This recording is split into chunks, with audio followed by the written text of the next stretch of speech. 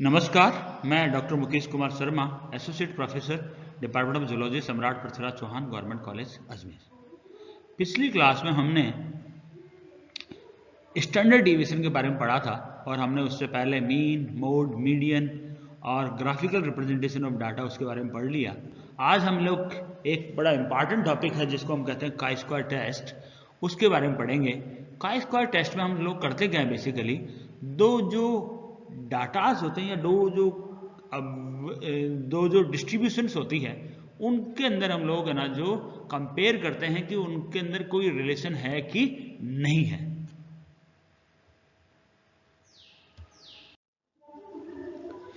So chi square test was developed by Karl Pearson. सबसे पहली बात, काई स्क्वायर जो टेस्ट है उसका जो डेवलप किया वो किसने किया? कार्ल पियर्सन ने। The chi-square test is a statistical test which measures the association between two categorical variable। क्या करता है बेसिकली ये एक सांख्यिकी टेस्ट है जो क्या कर रहा है, दो जो वेरिएबल्स है ना, दो जो डाटाज हैं उनके बीच में संबंध को है ना जो ये मेजर करता है। ठीक है, क्या होता है बेसिकली कि जैसे मान लीजिए फॉर एग्जाम्पल आपने दो ग्रुप लिए। एक ग्रुप वो है जिसमें आपने एक दवा दी, ठीक है, दवा देने के बाद में उस पेशेंट में ग्लूकोज का लेवल देखा, और एक ग्रुप वो है जिसमें आपने दवा नहीं दी। तो आपके पास क्या हो गया, दो प्रकार के वेरिएबल्स मिल गए। उन दोनों में अपने को ये संबंध देखना है कि उसमें दवा देने से उसमें क्या असर हुआ। तो उस केस में हम लोग क्या कर रहे हैं, काई स्क्वायर टेस्ट का यूज कर रहे हैं। The test offers an alternate method of testing the significance of difference between two proportions. Chi-square test involves the calculation of chi-square। यानी क्या हो रहा है, हम क्या कर रहे हैं इसमें, chi-square का कैलकुलेशन कर रहे हैं। Chi-square is derived from the Greek letter chi। ये जो है ग्रीक लेटर chi से derived हुआ है। It is pronounced as KYE, chi। Chi-square test is a non parametric test. ये क्या होता है, नॉन पैरामीट्रिक टेस्ट होता है। It follows a specific distribution known as chi square distribution. और ये जो काई स्क्वायर टेस्ट है इसमें क्या हो रहा है, बेसिकली जो वितरण हो रहा है फ्रीक्वेंसी का उसको कहते हैं अपन काई स्क्वायर डिस्ट्रीब्यूशन, काई स्क्वायर वितरण। अब इसमें काई स्क्वायर कैलकुलेशन कैसे की जाती है काई स्क्वायर की, ठीक है। The three essential requirement for chi square test are a random sample. इसमें क्या होता है, बेसिकली तीन स्पेसिफिकल रिक्वायरमेंट होती है, तीन एसेंशियल रिक्वायरमेंट होती है काई स्क्वायर टेस्ट की। क्या होना चाहिए, सैंपल कैसा होना चाहिए, रैंडम होना चाहिए।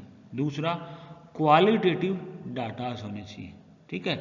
और लोवेस्ट एक्सपेक्टेड फ्रिक्वेंसी होनी चाहिए, किससे, 5 से कम नहीं होनी चाहिए। लोवेस्ट एक्सपेक्टेड फ्रिक्वेंसी होनी चाहिए, वो कैसे होनी चाहिए, 5 से कम उसकी फ्रिक्वेंसी नहीं होनी चाहिए। तो सबसे पहली बात, रैंडम सैंपल होना चाहिए। दूसरा, क्वालिटेटिव डाटा होना चाहिए, और उसकी जो एक्सपेक्टेड फ्रिक्वेंसी है वो 5 से कम नहीं होनी चाहिए। अब सबसे पहली बात, कैलकुलेशन किस प्रकार से की जाती है इसकी। तो सबसे पहले मेक द कंटिंजेंसी टेबल। सबसे पहले हम क्या करते हैं, कंटिंजेंसी टेबल का निर्माण करते हैं। कैसे करते हैं, note the frequency observed in each class of one event row wise and the number in each group of the other event column wise. यानी क्या कर रहे हैं हम लोग, इसमें जो डाटा है, जैसे जो ऑब्जर्व्ड है और एक्सपेक्टेड फ्रीक्वेंसी है, दो तरीके फ्रीक्वेंसी, ऑब्जर्व्ड फ्रीक्वेंसी है उसको क्या कर रहे हैं हम लोग, रो वाइज तथा कॉलम वाइज दोनों प्रकार से अरेंज हम करते हैं। तो सबसे पहले हम क्या किया, कंटिजेंसी टेबल बनाई, हम आगे डिटेल में ले लेंगे इसको। तो हमने क्या किया, रो वाइज तथा कॉलम वाइज हमने क्या किया, फ्रीक्वेंसी को अरेंज कर दिया। Determine the expected frequency in each group of the sample or the cell of table on the assumption of null hypothesis। और इसमें क्या कर रहे हैं हम लोग, नल हाइपोथेसिस को लेते हुए हम लोग क्या कर रहे हैं, एक्सपेक्टेड फ्रीक्वेंसी, एक्सपेक्टेड जो नंबर है उसको हम लोग निकाल रहे हैं, ठीक है। तो हम क्या कर रहे हैं, एक्सपेक्टेड नंबर प्रत्येक ग्रुप के अंदर नल हाइपोथेसिस को लेते हुए हम लोग उसमें निकालते हैं।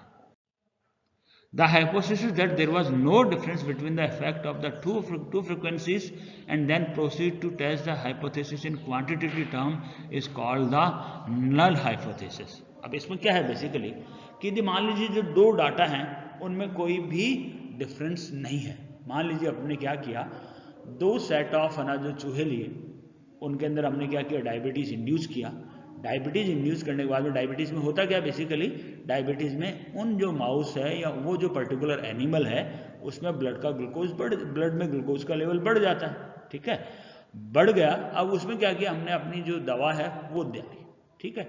दवा देने से हमने देखा कि इनकी फ्रिक्वेंसी, मान लीजिए फॉर एग्जाम्पल शुगर लेवल कम हो गया, तो अब हम ये रिलेशन निकाल रहे हैं कि वो शुगर लेवल कितना कम हुआ है, वो सिग्निफिकेंट है कि नहीं है। तो उसके लिए हम क्या कर रहे हैं, नल हाइपोथेसिस को बिल्डअप कर रहे हैं, यानी कोई डिफरेंस नहीं होगा, या तो कोई डिफरेंस नहीं होगा या फिर कोई डिफरेंस होगा, ठीक है। तो उसकी बेस पे हम क्या करते हैं, नल हाइपोथेसिस को बनाते हैं कि यदि कोई डिफरेंस नहीं है और या फिर डिफरेंस है, तो डिफरेंस नहीं है या है उसके बेस पे हम क्या करते हैं, नल हाइपोथेसिस को बना करके और हम क्या करते हैं, उस हाइपोथेसिस को टेस्ट करते हैं। Find the difference between the observed and the expected frequency in each cell, और उनमें हम लोग क्या कर रहे हैं, ऑब्जर्व्ड जो फ्रीक्वेंसी और एक्सपेक्टेड जो फ्रीक्वेंसी है उनमें है ना जो डिफरेंस को नोट करते हैं। Calculate the chi square value by the formula. अब इसमें क्या करते हैं हम लोग, काई स्क्वायर वैल्यू को फॉर्मूले के अंदर है ना जो मान को पुट करके और ई का मान हम लोग फॉर्मूले में रखते हैं और उससे क्या करते हैं हम लोग, काई स्क्वायर वैल्यू का निर्धारण करते हैं। Sum of the chi square value of all the cell to get the total chi square value, और जितनी भी काई स्क्वायर वैल्यूज होती हैं सारी सेल्स की, उनको हम लोग टोटल कर लेते हैं और टोटल करके और उसका टोटल काई स्क्वायर वैल्यू का हम लोग निकाल लेते हैं। अब ये एक फॉर्मूला है, इसमें क्या है, काई स्क्वायर टेस्ट कैसे निकालेंगे हम, summation O means observe frequency minus E means expected frequency, इन दोनों का whole square divided by E, यानी एक्सपेक्टेड फ्रीक्वेंसी से हम इसको डिवाइड करते हैं। तो इस फॉर्मूले के द्वारा हम लोग क्या करते हैं, काई स्क्वायर टेस्ट को हम लोग निकालते हैं या काई स्क्वायर वैल्यू इससे निकालते हैं।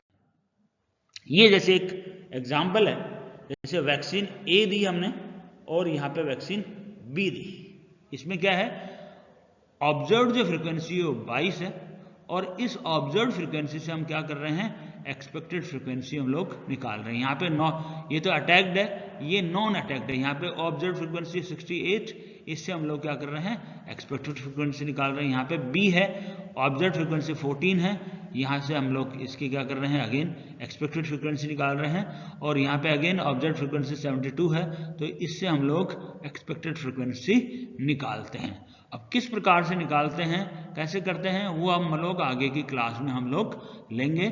आज के लिए इतना ही, ठीक है। आप लोग ये जो काई स्क्वायर टेस्ट है उसके बारे में पढ़ लीजिए, यदि कोई प्रॉब्लम हो तो आप मुझसे ईमेल पे अथवा फ़ोन पे कांटेक्ट कर सकते हैं या व्हाट्सएप पे भी कांटेक्ट कर सकते हैं। धन्यवाद।